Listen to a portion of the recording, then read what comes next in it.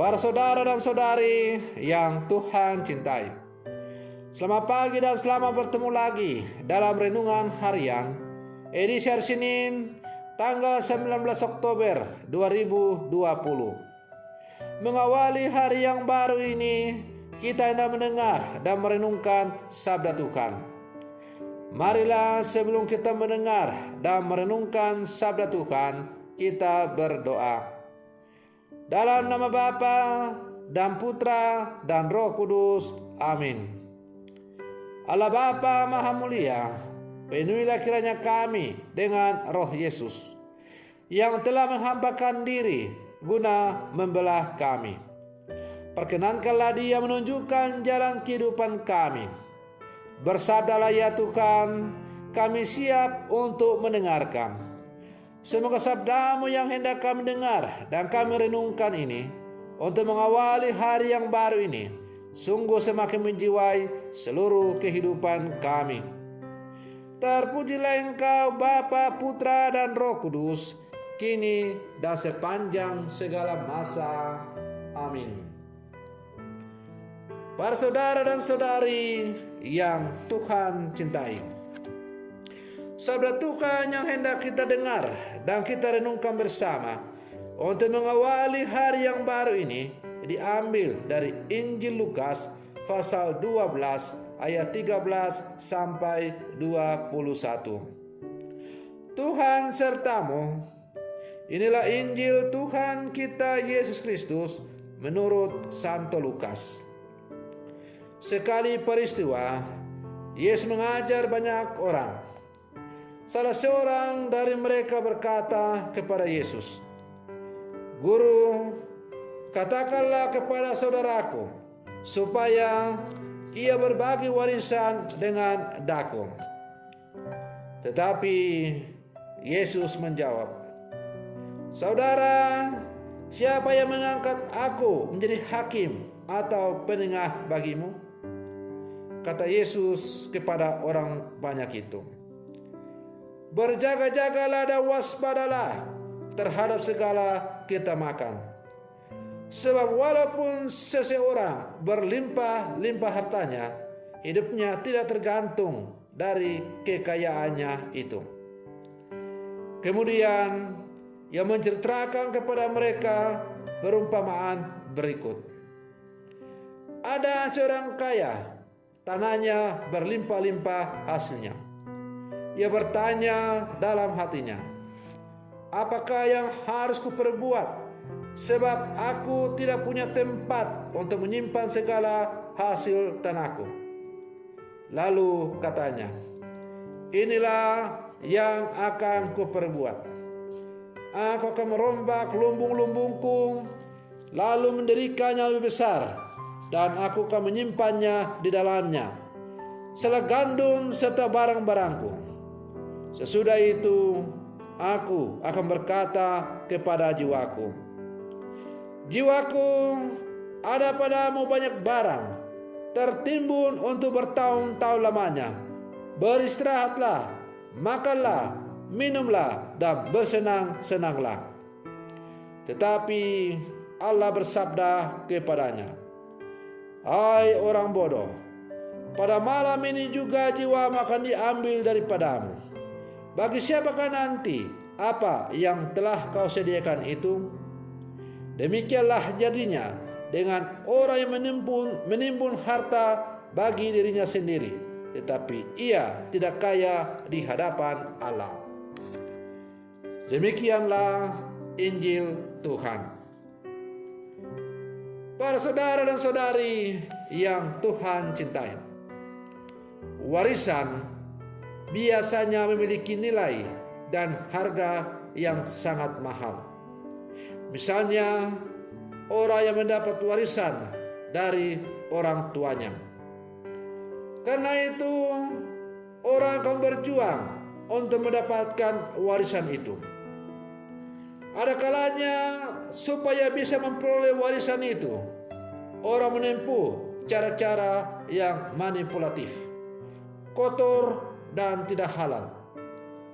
Warisan juga seringkali menjadi sumber konflik dan perpecahan dalam hubungan keluarga.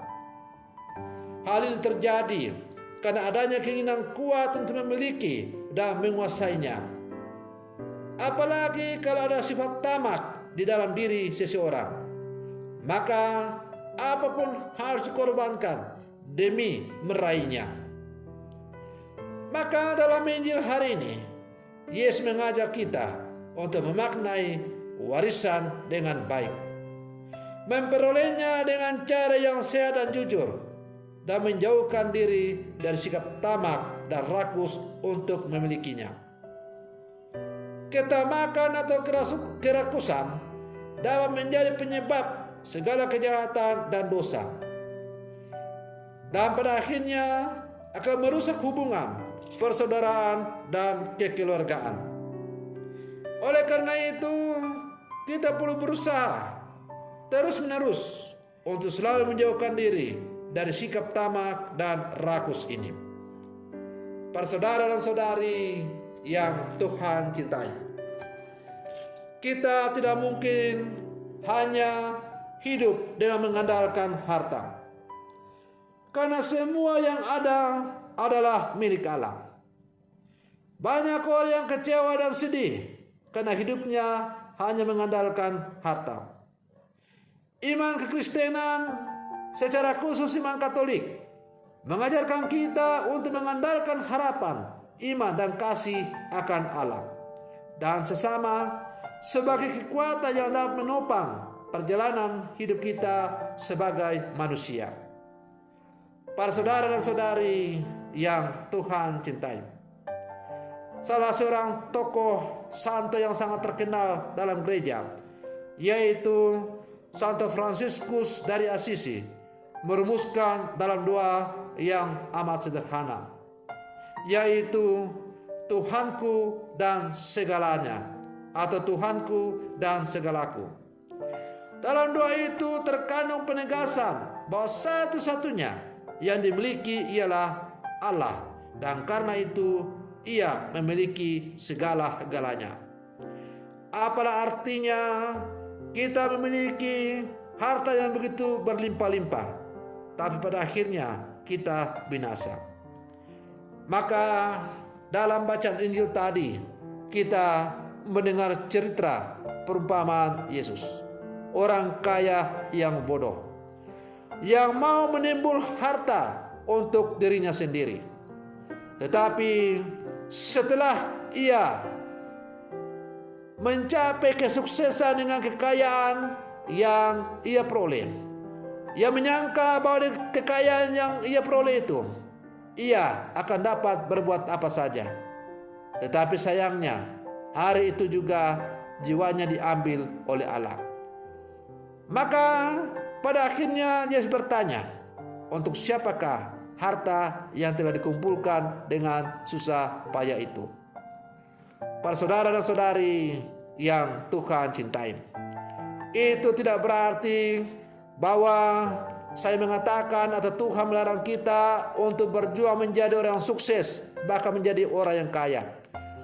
Tuhan mengajak kita supaya kita berjuang membangun kehidupan yang semakin baik, termasuk menjadi orang kaya. Kita harus berjuang menjadi orang yang sukses, menjadi orang yang kaya. Tetapi kekayaan, kesuksesan yang kita raih itu harus didasarkan atas dasar takut akan Tuhan, dan harus diabdikan untuk memuliakan Tuhan dalam kehidupan kita. Karena itu pada bagian penutup dari bacaan Injil tadi mengatakan, demikianlah orang yang mengumpulkan kekayaan untuk dirinya sendiri, tetapi ia tidak kaya di hadapan Allah. Artinya bahwa sebagai orang-orang beriman tidaklah salah apabila kita mengumpulkan harta, kita berjuang untuk membangun kehidupan supaya kehidupan kita semakin makmur, memiliki harta yang banyak. Tetapi harta yang kita peroleh itu hendaklah pertama kita peroleh dengan cara yang jujur, dan yang kedua, pada akhirnya harta itu kita harus syukuri sebagai anugerah dari Allah semata-mata, Dan karena ia adalah anugerah dari Allah semata-mata, maka juga harus kita pakai untuk mengabdikan diri kepada Allah dan umatnya. Bayangkanlah kalau kita tidak ada umat yang kaya, umat tidak punya uang dan sebagainya. Apakah kita bisa membangun gereja yang bagus? Apakah kita bisa membangun pastoran yang bagus? Apakah kita bisa melakukan karya-karya pelayanan yang baik? Tentu agak susah. Tetapi syukurlah bahwa sejumlah umat yang diberkati oleh Tuhan, maka dari berkat yang Tuhan berikan itu, mereka sisihkan untuk mendukung karya-karya pelayanan gereja. Itulah yang dimaksudkan oleh Tuhan, bahwa hendaklah kita kaya di hadapan Allah. Artinya, segala yang kita miliki itu kita berikan demi untuk kebahagiaan hidup kita dan demi untuk memuji dan membesarkan nama Tuhan. Harta yang Tuhan berikan kepada kita itu adalah berkat dari Tuhan. Dan karena itu kita harus kembalikan kepada Tuhan dengan terlibat mendukung karya-karya yang dilakukan oleh Allah melalui gerejanya yang kudus. Para saudara dan saudari yang Tuhan cintai, sebagai murid-murid Yesus yang hidup zaman sekarang, kita diajak supaya kita selalu berjuang untuk menjadi orang yang kaya di hadapan Tuhan.